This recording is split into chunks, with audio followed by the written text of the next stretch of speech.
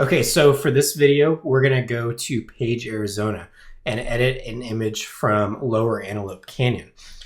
Lower Antelope is quite possibly my favorite slot canyon in Page and the surrounding areas. It's just incredible. I love the company that does the tours. Well, there's two companies, but I really have had great experiences with Dixie Ellis, one of the main tour companies out there.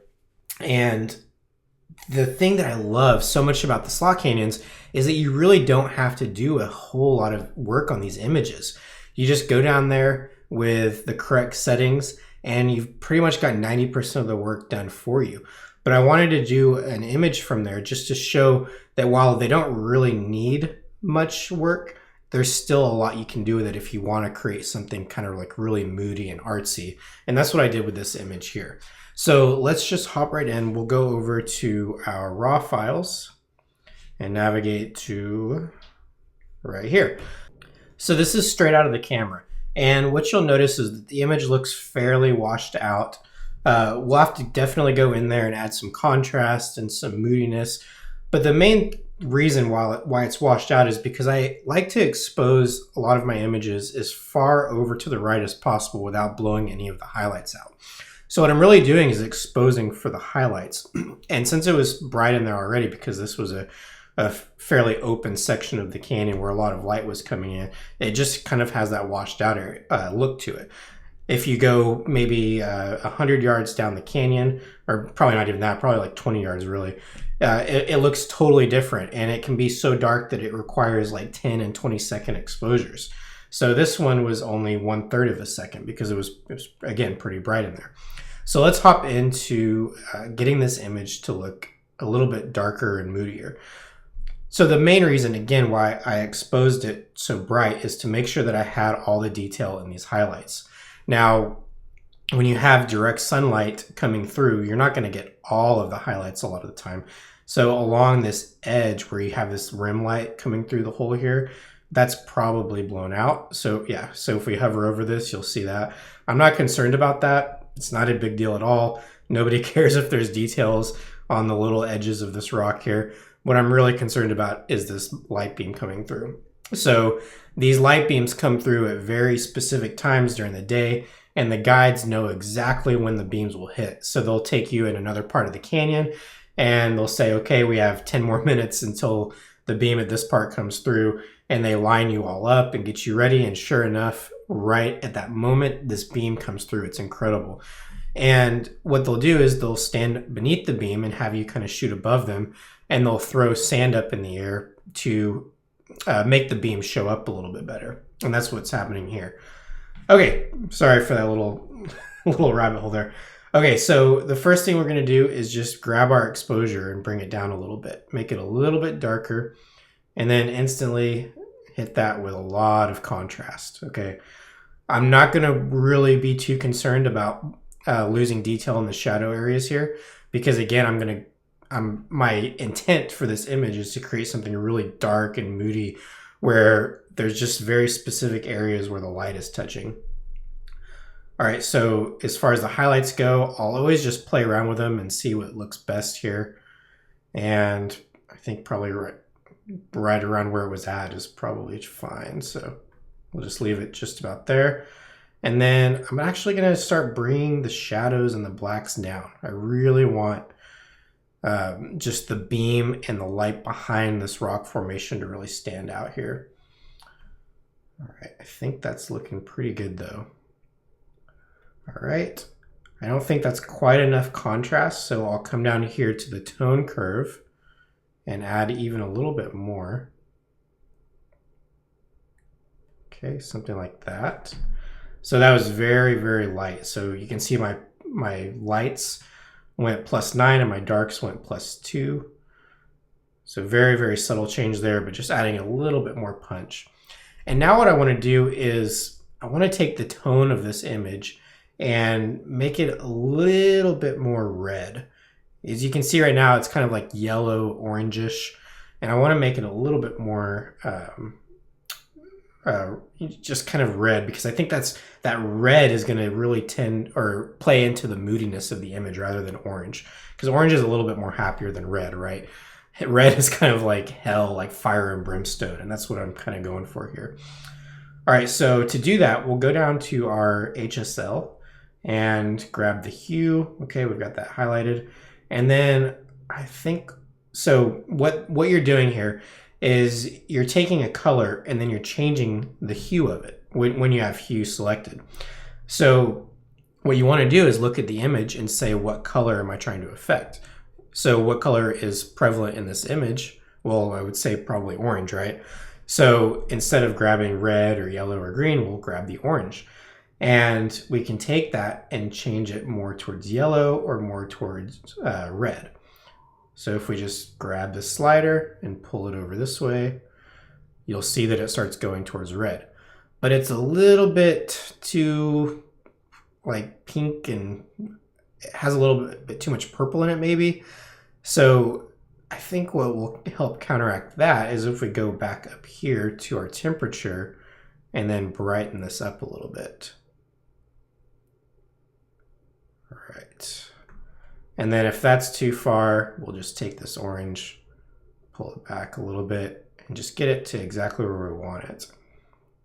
We're going to try playing with the red a little bit. It's changing it a little bit. Just want to make sure we don't go too far here. All right, so something like that. Okay, and I think what that also did was it by bringing those colors out a little bit more, I think it brightened the image up, or it seems to have had that effect on it. So let's bring the blacks back a little bit more, bring our exposure down. Okay. All right, let's take a quick look at our before and after by hitting the backslash key. So this is what we started with, and this is after. And that was just a few quick changes in Lightroom. Okay, I think that's pretty good there. Let's do our standard chromatic aberration, and we'll take a look at profile correction. I don't think it makes a huge difference here. Leaving it off is going to preserve some of the vignetting that's happening around the edges here. Whereas if we turn it on, you'll see those corners get brightened up a little bit.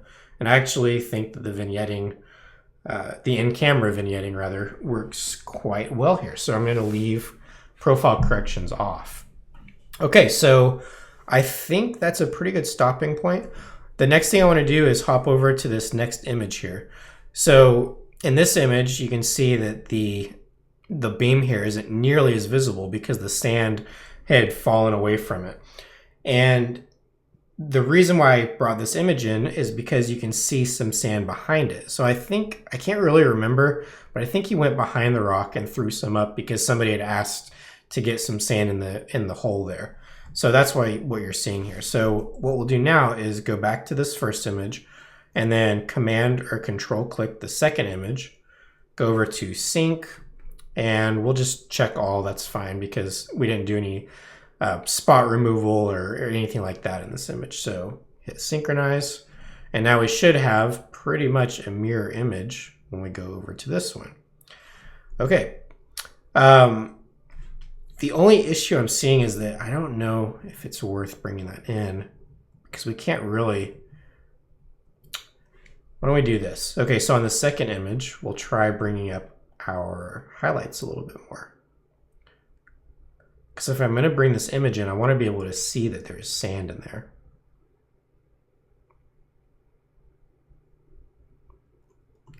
So we'll go back there. So I'm just trying to see. All right. So I don't know if we'll use this or not. I just thought it might be, worth bringing in, but we'll see. We might just end up using the first one. So from here, with both images highlighted still, we'll right click either one and then edit in and then Photoshop. Okay, so now we're in Photoshop, and if you're really, really sharp and you caught this, you'll notice that when I was in Lightroom, I went to edit in Photoshop instead of edit in and then open as layers in Photoshop. And instead of going back and fixing the mistake in post so you would never even notice it, I went ahead and left it the way it is so that when you do this eventually in the future, or if you've done it in the past, you can see how to go back to having layers in Photoshop without having to just exit out and restart in Lightroom. So What you'll do is, we have two images here. Okay, this is both of them together. We'll hit Command 0 there, or Control 0 on a PC. And all we have to do to get these into the same document is hit Command or Control A, and that will highlight everything in the image. And we only have a background layer here, so Command or Control A, and then Command or Control C, and that copies it. And then we'll just hop over here and then hit Command or Control V to paste it. And then we can go over to this one and just, get rid of it. Don't save it. And now we have two layers. Okay, so back to where we wanted to be. Now, all we really need to do as far as blending these together is make sure first that they're lined up. And if we hop up to 100% by hitting Command or Control 1, and then toggle this on and off, you'll see that there's a very slight movement here. So I don't know what happened. It's pretty hectic in there. There's a lot of people in Antelope Canyon, lower or upper. So sometimes people will bump your tripod. Sometimes you'll make slight adjustments. Who knows? So what we need to do before we get started is align these layers. So we'll select them both, go up to Edit, and then Auto Align Layers. The auto, as far as your options here, is fine. I don't worry about vignette or geometric distortion. Just hit OK, and that should get us to where we want to be.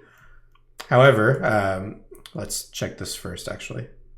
So we'll just toggle this on and off and see that we're now perfectly aligned.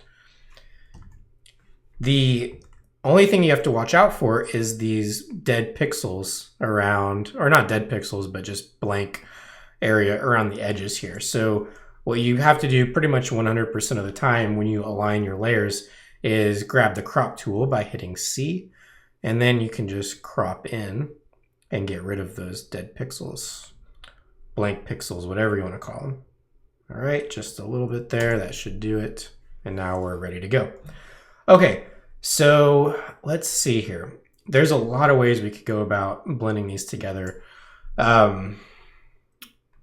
I think what we'll do, I really don't even know if I'm going to use this, but let's just see. Let's just, for laughs, let's just see what it looks like, okay? So we'll go to this layer and hit Option and then, or Alt on a PC and hit the mask icon.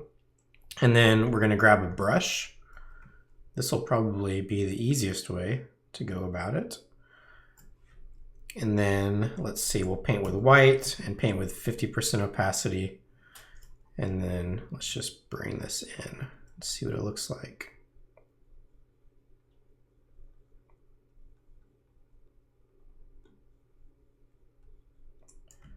Okay.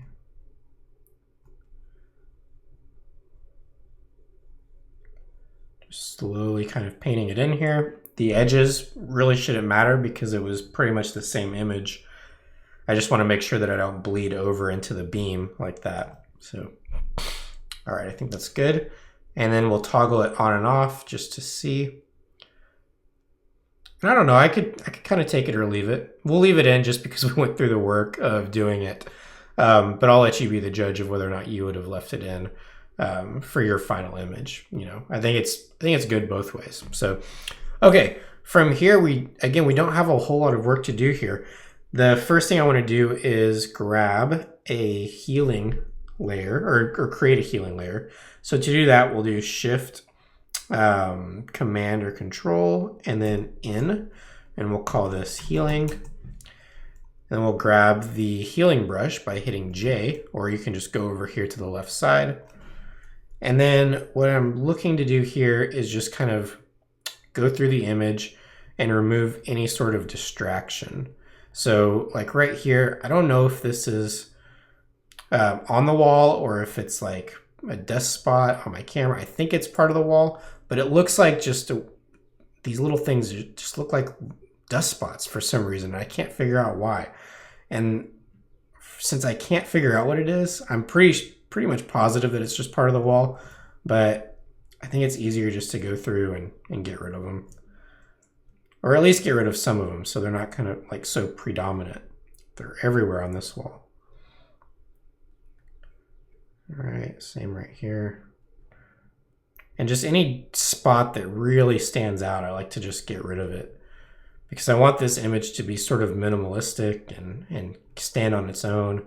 And all those little spots they're just going to run the risk of pulling the viewer's attention away from the image and the simplicity of the composition. All right. There.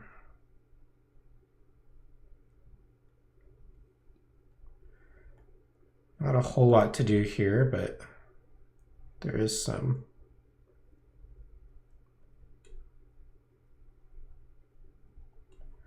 All right, that's probably good.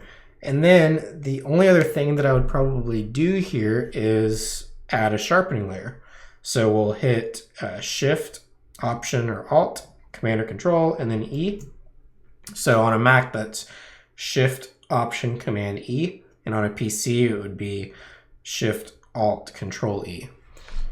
All right, and then we're gonna go to Filters and High Pass. 3 pixels is just fine. And then we want to take this layer and switch it to a blend mode of either overlay or soft light. I want this one to be kind of more of a subtle image, so I'll stick with soft light. Overlay is going to be a little bit more intense on the sharpening.